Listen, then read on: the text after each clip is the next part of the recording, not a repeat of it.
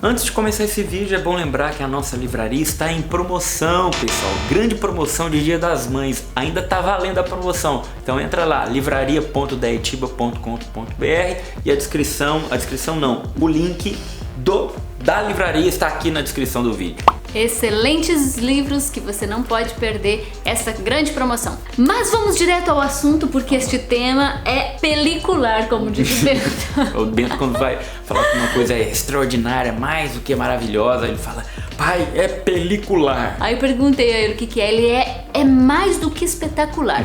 Gente, é um tema muito pertinente, muito sério e muito necessário que ele seja abordado. Por isso nós trazemos aqui no canal, porque várias famílias nos procuram, casais, esposas, esposos, falando a respeito desta questão, que muitas vezes encontram uma certa dificuldade de equilibrar a sua vida, o seu catolicismo, a sua cristandade, o seu serviço, o seu apostolado com a vida familiar, não é, Tiba? É isso mesmo, e acontece muito. Tem muito católico desequilibrado, achando que está servindo a Deus e está sendo um exemplo. E entre estes católicos existem muitos que estão, na verdade, desequilibrados. E aqui a gente não está colocando um pano quente, não, tá? Não é um relativismo moral, religioso, não. A gente prima pela busca da santidade acima de todas as coisas. É o amor a Deus que tem que reger a nossa vida.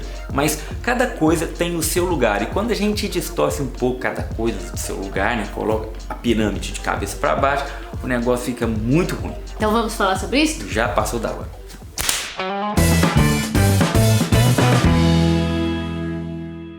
Eu vou começar já com os dois pés no peito, né? Olha aqui que São Paulo vai falar na primeira carta aos Coríntios, capítulo 7, versículo 32b. O solteiro cuida das coisas que são do Senhor, de como agradar ao Senhor. O casado preocupa-se com as coisas do mundo, procurando agradar a sua esposa. Lembrando que mundo aqui não é o que é mundano, tá? Do que é próprio da vida das pessoas, o que é o comum da vida das pessoas.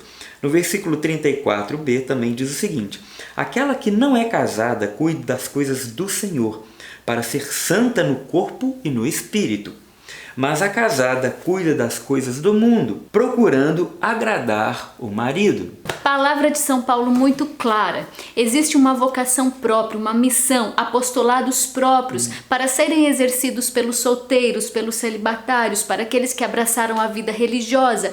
E uma vocação própria, um apostolado próprio para o casado. A gente precisa entender isso. Você que é casado, de uma vez por todas, a sua primeira missão, o seu primeiro apostolado, o seu campo de missão, o próximo a quem você precisa servir é a sua família, são os da sua casa, são as primeiras almas de quem Deus vai te pedir contas quando você se apresentar a Ele. Não vai pedir conta da multidão, dos continentes, dos países. Ele vai pedir conta primeiro dos da tua casa. E depois, por um exemplo, por um testemunho bem vivido dentro da tua casa, conseguirás atingir de forma frutuosa os de fora, mas pelo testemunho bem vivido em família. Pelo fervor da ideia, vocês já puderam sentir um pouco o que é isso dentro dela. Porque a gente fica sabendo de cada coisa, gente, de cada situação, de pessoas que saem completamente do eixo, desequilibra a coisa toda, entendeu? Minha gente, hoje, dentro da igreja, tem crescido situações de separação entre servos da igreja, entre pessoas ministeriadas, entre pessoas que gastam seus finais de semana, seus dias, suas noites, servindo ao Senhor, né? Pregando, cantando, levando a palavra, mas que está deixando ruim o seu matrimônio e que por causa disso tem dado um contra-testemunho, né? Isso não é um caso. Infelizmente, são vários. E acontece também o seguinte, porque a gente não está atacando pedra aqui não, porque às vezes a pessoa... Não, mas é o desejo de salvar, isso. Salvar os cristãos, os católicos, os casados, de abrir os olhos daquilo que é a vocação do matrimônio. Isso, e o que acontece com as pessoas? Geralmente, elas têm um encontro pessoal com Deus, uma experiência com Deus muito forte, né? E elas ficam encantadas e apaixonadas com a vida da fé, porque de fato é libertador, é transformador, é muito bom. Sim. Essas pessoas, elas são envolvidas pela vida missionária, que é um passo de maturidade. É sim, a vida missionária é um passo necessário, porque foi uma ordem de Jesus: ide e anunciai a todas as criaturas, né? Então é necessário sim sermos missionários. Então essa pessoa, ela quer abraçar o mundo, ela quer sair, ela quer botar fogo no mundo, entendeu? Porque ela experimentou algo extraordinário na vida dela. E é bom que isso aconteça nos corações. É maravilhoso. Maravilhoso. Mas o risco também é quando a gente não entende muito bem o lugar de cada coisa, né, da gente inverter as coisas. Então a gente acha agora que a minha missão é para o mundo, a minha missão é lá fora, a minha missão é lá na paróquia, no grupo de oração, nos encontros, nos retiros, no apostolado, nos shows, enfim. E a gente deixa o nosso rebanho familiar desabrigado, em segundo, terceiro ou quarto plano. E isso é de fato um desequilíbrio, gente. A gente fala isso aqui com toda a caridade, com todo o amor do mundo. Nós conhecemos esse meio, né? Nós somos desse meio da evangelização. Dentro da Canção Nova, quando éramos da Canção Nova, saímos muito em missão, né? Nossa agenda também é cheia nos dias de hoje, mas hoje a gente sabe dosar as coisas, né? A nossa agenda mesmo já está fechada 2019 inteira.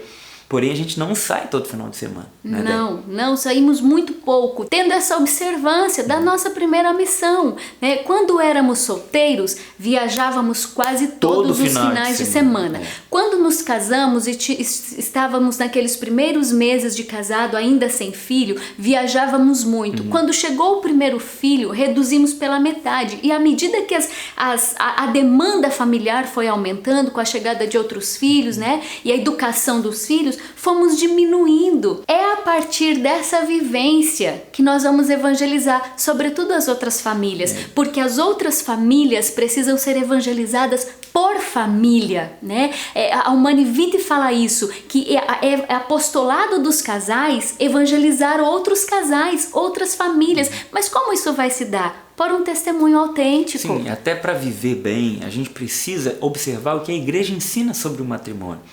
No campo matrimonial, existe uma missão específica que é do casal. Primeiro, que é a geração dos filhos, e depois a educação dos filhos. Essa é uma missão primordial do casamento. Isso não é delegado, nós não podemos terceirizar tudo isso, né, com uma boa desculpa até, né? Vamos servir ao Senhor, olha como é que eu sou bom, olha como é que eu dou fruto.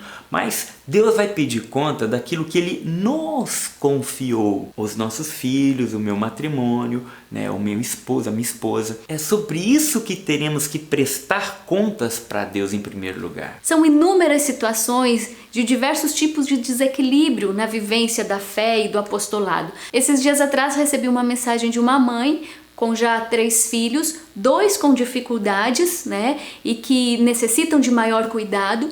E o esposo, ao chegar do trabalho, todas as noites vai servir nos grupos de orações da cidade e ela tem se encontrado esgotada. Meu querido, minha querida, né? Retomem o sentido do matrimônio, que é servir um ao outro. Marido, amai vossas esposas como Cristo amou a igreja. Meu querido, a tua esposa está morrendo ao teu lado, é o teu próximo ali. E você precisa ser o samaritano dela em primeiro lugar, salvar ela e a alma dela e a dos teus filhos. Depois o grupo de oração, que você vá uma noite servir no grupo de oração por semana, mas agora esses desequilíbrios de achar que a minha vida precisa ser toda para a missão, enquanto a família se esfarela em casa, isso é um perigo, né? É um risco muito grande de você deixar perder esse primeiro dom, esse primeiro talento que Deus te confiou e que um dia Ele vai pedir conta. O que você fez do talento que eu te confiei? Ah, Senhor, eu enterrei ou eu descuidei dele. Jesus vai dizer que a porta que conduz ao céu, ela é estreita, o caminho é apertado, a porta é estreita e são poucos os que entram, e essa é uma palavra muito dura, Déia. Então a nossa salvação, ela não virá assim de maneira muito fácil, não. Vai exigir muita luta, muita renúncia da nossa parte, e não vai adiantar desculpas. Senhor, pregamos em teu nome, expulsamos demônios em teu nome, Senhor, foi em teu nome que pregamos nas praças. E o que Jesus vai responder? eu não te conheço. Por quê? Porque eu estava ali na tua casa, ao teu lado, e você me desprezou. Eu estava nu ali na tua casa e você não me vestiu. Eu estava com fome e não me deste de comer. Eu estava preso, enfermo e não me auxiliaste. E a gente acha que essa palavra só se refere a outros, a terceiros, a pessoas de fora. Não. Primeiro é para aqueles que estão ao nosso lado, dentro da nossa casa, ou seja, a nossa família, os primeiros que Deus nos confiou.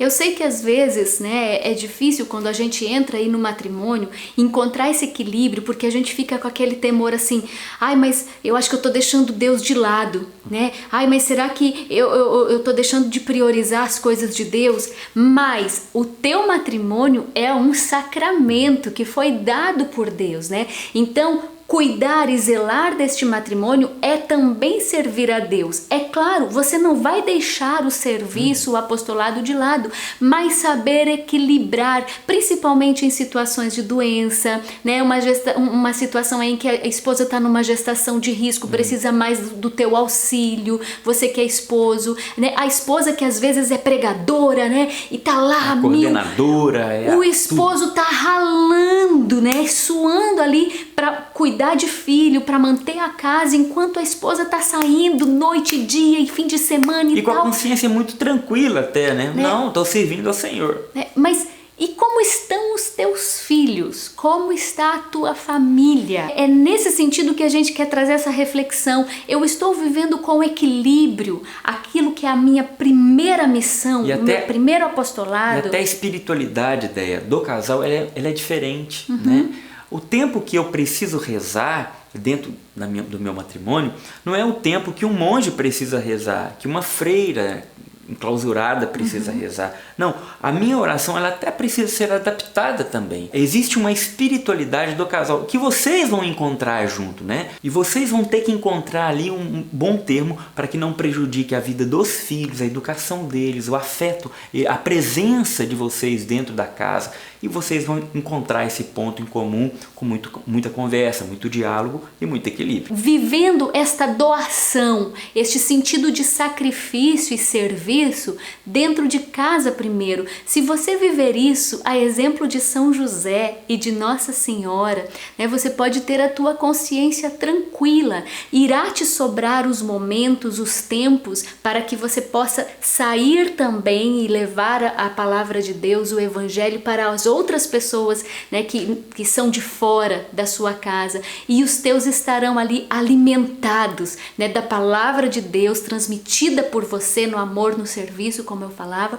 Então, primeiro ali de dentro, né, alimentei meus filhos, estão alimentados da presença de Deus, dei carinho, dei amor, dei atenção, falei de Deus aos meus filhos com a minha vida, dei tempo, posso ir anunciar aos de fora também. Esses dias atrás eu publiquei no meu Instagram até dizendo que eu abriria mão da maior obra missionária que me oferecesse, maior ação missionária que eu pudesse realizar, se isso prejudicasse em algum aspecto a minha paternidade, o meu ser pai e meu ser esposo. Abriria mão sem pensar duas vezes, não tenha dúvida que eu abriria. Se eu percebesse que esta ação ia me prejudicar como pai, como esposo, eu não pensaria duas vezes, porque eu entendo que minha primeira missão é onde Deus me colocou, no sacramento do matrimônio. E é isso, e a promoção continua, viu? Na nossa livraria, livraria.daetiba.com.br. Dá um pulinho lá, dá uma olhada nas nossas ofertas, temos aí mais de 3.000 itens